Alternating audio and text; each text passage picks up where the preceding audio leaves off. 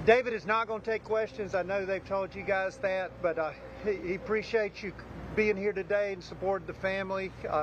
Obviously, it's a positive decision today, but David wants to say a few words to you. Thank you.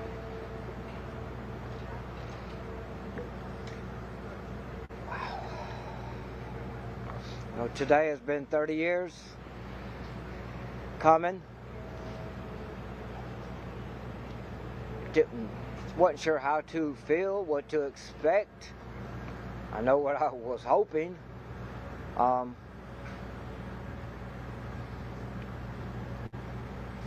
think,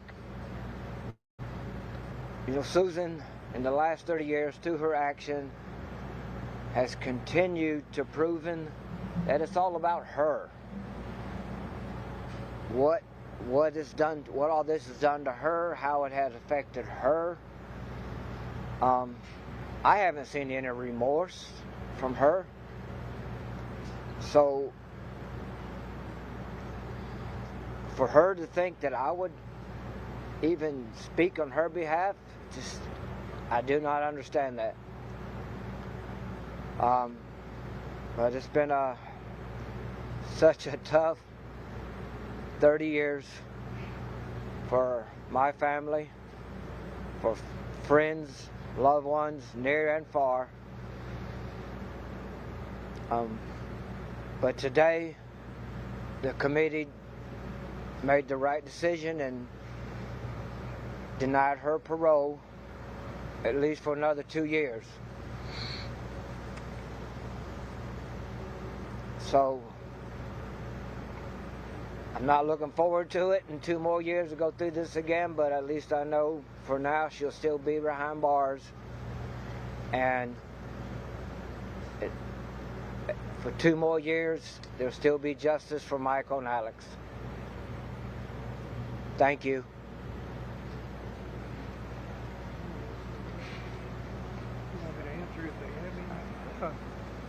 We've got Kevin Brackett, who was my deputy solicitor at the time. Kevin is now the solicitor in York and Union counties. He tried the case with me. If you have any questions, I'll be glad to answer them. Yes, sir. Are you surprised by the result today? Personally, now I've got to speak for me. David and his family, he can speak for himself, but we were cautiously optimistic. I think, as David said, she's demonstrated that it's always been about Susan from the day she committed the crime. And so I think we're hopeful, we're happy. It's unfortunate that the law wasn't what it is now, that life meant life, because as we spent the last 3 hours together kind of reminiscing as a family, and we'll all be back 2 years from now, or as Solicitor Brackett said, as long as somebody's remembering Michael and Alex, we'll all be back here. She mentioned living with her brother if she gets out. Do you want to see her back in the community? From the folks I've spoken to in the Union community, they are ready to quit being the place where Susan Smith killed her children. I think the family members have said it's robbed them of their community and the love of their community. Absolutely, the best thing would be, if Susan was ever paroled, is that she would just disappear and go be anonymous somewhere. But unfortunately, we know based on her behavior that that's not going to happen. No, I think, as I told the parole board, she traumatized not just the family, but she traumatized that entire community and left a scar on Union that will exist as long as people remember what she did, which is going to be for a long time. So I don't think anybody would be excited to see her return. Yes, sir. After having to seek the death penalty, or after seeking the death penalty and this ending up the way it did, what will it mean to have to do this every 2 years?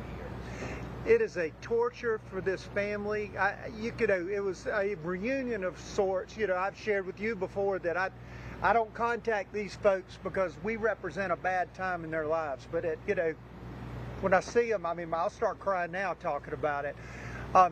The sad thing is that every 2 years, as David said, the clock starts ticking. 30 years seems like it went like this, but the flip side is that this is a strong family. David has put it from the beginning that it's about Michael and Alex. And as long as I can draw breath and be here to support them, and I know the family feels the same, we'll be here. I'm not sure if you saw the Yes, ma'am. statement. I'm not sure if you saw the statement that Susan Smith delivered earlier today. She was tearful. She appeared remorseful. But do you think she's the same woman that she was 30 years ago? I believe Susan is the same woman she was 30 years ago when she laughed in the courtroom when the jury wasn't in and cried as soon as the jury came in. And I got no reason to believe anything different. We weren't able to see the feed that you guys saw, so I don't know if you saw.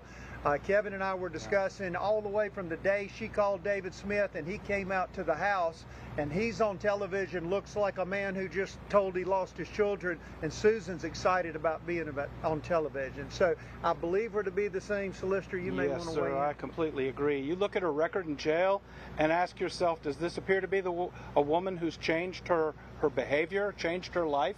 If she were released, she would capitalize on this. She would attempt to monetize her fame. She does not need to be out of jail. She needs to stay in jail. These boys had 140 to 150 years of life ahead of them. She should stay there at least that long. Attorney, I'm the Reverend, and we want to say we appreciate y'all hard work that y'all done, because the black families and a lot of young black men were being attacked, because of what she said, and you went down and got the truth. And as a minister, and for other ministers, I come to tell y'all, thank y'all for what y'all done. Reverend, David, we'll pray for you and your family too. Reverend, I want to tell you I appreciate it. I've been asked over the years about the racial aspect of it. Oh, Lord. And I'll tell you, that community, they think because we're Southern, because we sound like me, that there's going to be an issue. That community handled that issue. A reporter asked an African-American lady in Union, what do you think about the community blaming a black man? And she said the community didn't blame a black man. Susan Smith blamed the black man. So I appreciate your words here, and I know the family does. I told him, when the police come, put your hands up and just say, I ain't done nothing, mister. I ain't got no gun, I ain't got no children. And the police were very respectful. They came and searched the house, they pulled the guys over that was in the red Mazda, and they checked out and they wasn't there, and they treated people fair. But we thank you, because you went down and got the truth out. Well, I made a point of telling the parole board that those people, how many black men who happen to resemble the man she imagined driving a red Mazda in California or Colorado or Missouri, how many of those people got pulled over because of what she did? They're all victims too. So you mentioned too, you said if it had been a black man who had been arrested and charged, he wouldn't have gotten the death penalty. If it had been David Smith, he wouldn't have gotten the death penalty. What made it different for Susan? I think the difference for Susan Smith was a combination, and only really the jurors can answer that. I think the fact the trial was in Union, and you're going to see the same people at the grocery store every day, I think that made a difference. I think it makes us uncomfortable. It's actually a lot easier to blame the criminal or blame the father. We leave our kids at home every day with our mothers, and we don't think about it, and so I think it was unsettling, and they wanted to think there was some reason. It's hard for us to grasp that Susan's sole reason was selfishness and what was best for Susan. And it's precisely that betrayal, because people expect their mothers to protect their children and lay down their very lives for them. And it's precisely that betrayal that makes this case so disturbing and such a terrible crime.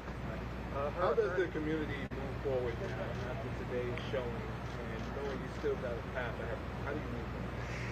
I think the difficulty is for these folks moving forward. I think Union, just like I'll always be the Susan Smith prosecutor, Union will always be the place where Susan Smith took Michael and Alex's life. I think where your prayers need to be, Reverend, is praying, as you said, for this family and for God's peace on them, because they're going to be dealing with it long after we go back home. Hug your kids tonight. Remember the positive things, and remember how hard this family fought and what they've been through and how they stood strong for Michael and Alex. Thank you, guys. Yes. Her attorney brought up her past as far as her dad committing suicide. Yes. How much do you think that played a role in the court decision today? Do you think you thought about that enough? I think the defense presented that, all the way back in death penalty, and I think that may have helped in mitigation. She went from Susan the monster at the time of the crime to Susan the victim when we're trying it in July.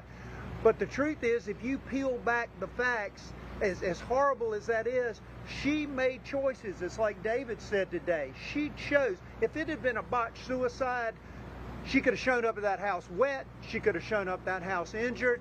She could have come and said, I made a horrible mistake. She didn't. It was all about what's best for Susan. And so those are sad, tragic circumstances, may have made the woman she is, but the woman she is made a horrible decision and took 2 precious lives. Ready, guys? Good. Thank you for your time today. Thank you. And I just want to say thank you, David, and y'all did a good job, David. We pray for you. We pray for you. And we pray for you turning God to take it. I was saying that day you told me to go be over here. I said, watch, I never forget that. Y'all take these stuff. Thank God, take right here. Hey, Charles. Great job.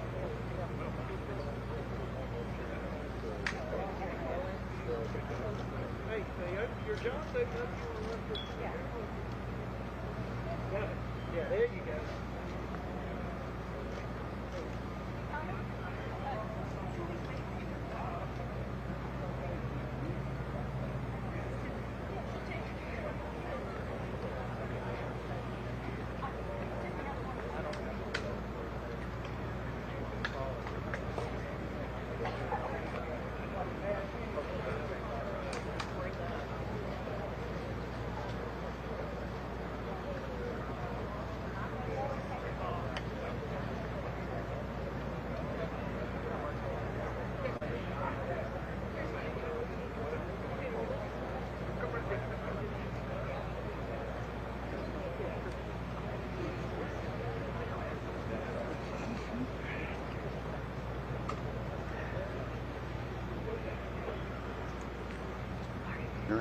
You tell me when you're ready, okay? Well, we're actually.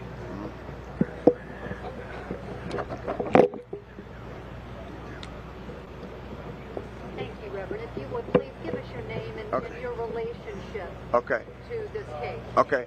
My name is Reverend Raymond Johnson, R-A-Y-M-O-N-D, from Mount Pisgah Baptist Church, Marion, South Carolina. Mount Pisgah, P-I-S-G-A-H. I'm associated minister at the church.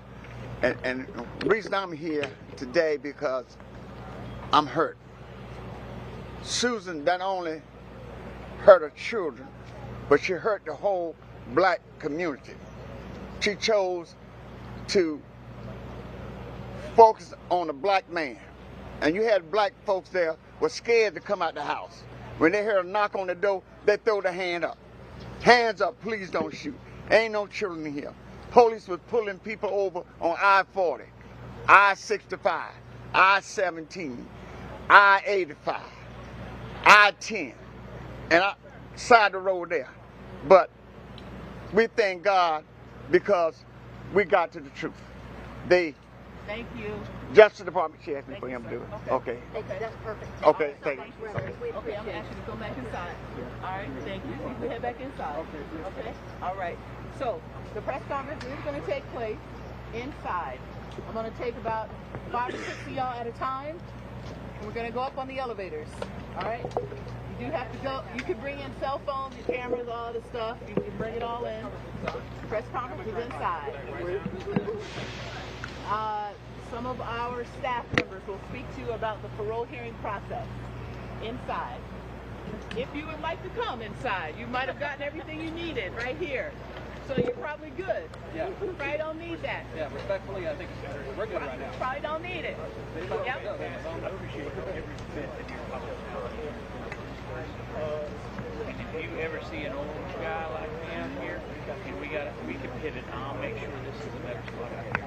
You ought to see it. That's all. You've been super